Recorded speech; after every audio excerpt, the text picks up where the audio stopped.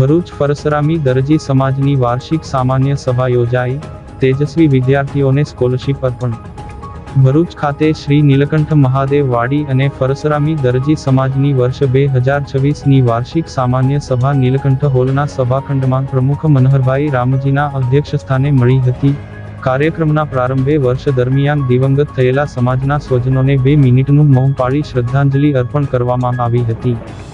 સભા દરમિયાન પ્રમુખ મનહરભાઈ રામજીએ ગત વર્ષ દરમિયાન સમાજ દ્વારા હાથ ધરવામાં આવેલા વિકાસ કાર્યોનો અહેવાલ રજૂ કર્યો હતો, તેમજ આગામી દિવસોના આયોજનો અંગે વિચારોનું આદાન પ્રદાન કર્યું હતું।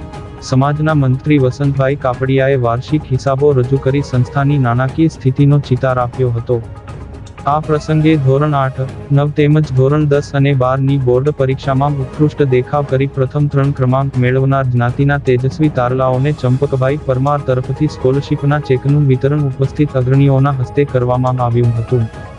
કાર્યક્રમમાં પ્રમુખ મનહરભાઈ રામજી, મંત્રી વસંતભાઈ કાપડિયા ઉપરાંત ટ્રસ્ટી જયેશભાઈ કાપડિયા અને નીતિનભાઈ ટેલર સહિતના અગ્રણીઓ, કાર્યકરો તેમજ મોટી સંખ્યામાં સ્કોલરશીપના લાભાર્થીઓ અને તેમના પરિવારજનો ઉપસ્થિત રહ્યા હતા।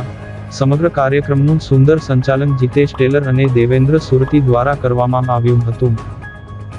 રાજ્યના આપણી જ્ઞાતિના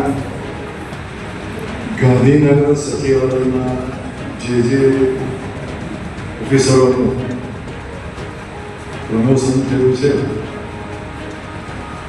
એ લોકોને મળવાનો કાર્યક્રમ બનાવેલો।